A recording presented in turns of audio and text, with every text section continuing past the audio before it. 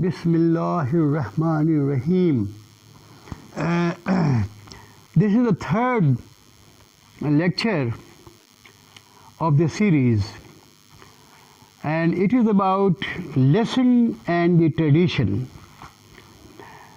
Raymond Williams cites the example of Lessing, 1729-1781, a German dramatist and critic who sets aside neoclassicism, defends Shakespeare, and advocates the writing of bourgeois tragedy. Neoclassicism was an aristocratic version of Greek theory and practice rather than a revival of either. Shakespeare says Raymond was not the inheritor of the Greeks. He was the major instance of a new kind of tragedy. In the 20th century, the Greek Elizabethan identity was still taken widely for granted. It is of course quite true that bourgeois and romantic tragedy are not Shakespearean tragedy, but it is difficult to argue that they have less in common with it than Shakespearean tragedy has with the Greek. Secular tragedy. As already stated, all drama after the Renaissance is secular, and the only fully religious tragedy we have is the Greek.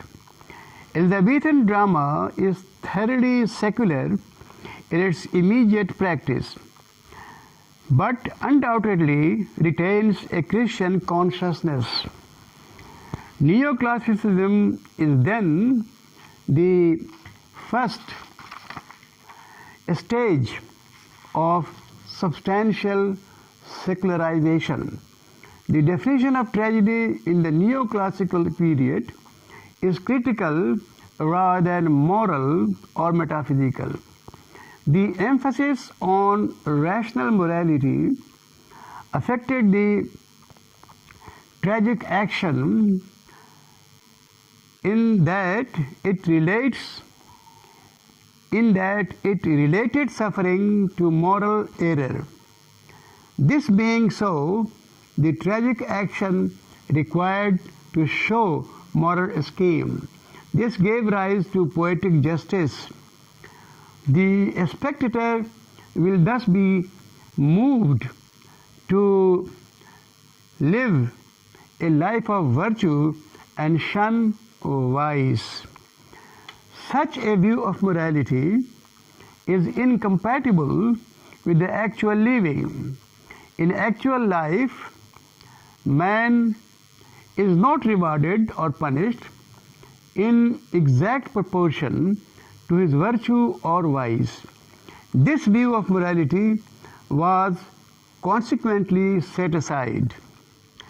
Schopenhauer and Nietzsche.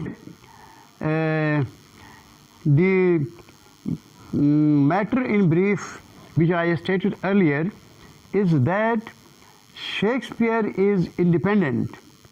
He does not either follow the neoclassics or say any other. He is not even the follower of bourgeois tragedy. And then the question comes about secular tragedy. As I have already said earlier, that all drama after the Renaissance is secular, and the fully religious tragedy is Greek. So Elizabethan tragedy is thoroughly secular in its immediate practice, but undoubtedly retains a Christian note. And then we have two other important tragic writers. They are Schopenhauer and Nietzsche. The name is very typical. You will find it in the dictionary. Nietzsche is identical to Schopenhauer in his view of tragedy. To both, this world is a hell.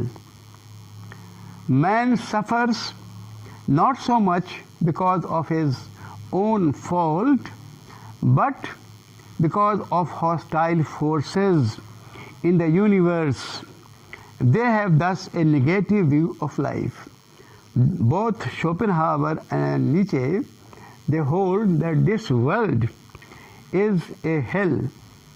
It is just, it brings about man's suffering, not so much because of man's own fault, but because of the hostile forces of the universe. This is the conception of Schopenhauer and Nietzsche, and their tragedy is based on this. But you will have to read Schopenhauer and Nietzsche. Without that, you can't understand what I said. This similarity notwithstanding, Nietzsche believes that tragedy does not promote defeatism. Defeatism means a sense of disheartedness, a sense of defeat. The response is active. That is, tragedy provides aesthetic pleasure. Now it is a very controversial point how tragedy can provide aesthetic pleasure. Aesthetic pleasure is the pleasure that we find when a character suffers. It may sound very typical, it may sound very strange that when a person dies on the stage, the viewer feels a sense of pleasure or relief, you can say. I shall explain it at some other time. In his Birth of Tragedy, Nietzsche says that Greek art is characterized by tragic optimism, which implies man's struggle in search of new experiences and adventures, even at the cost of his sufferings and distress. Here we stop, and this discussion will continue in the next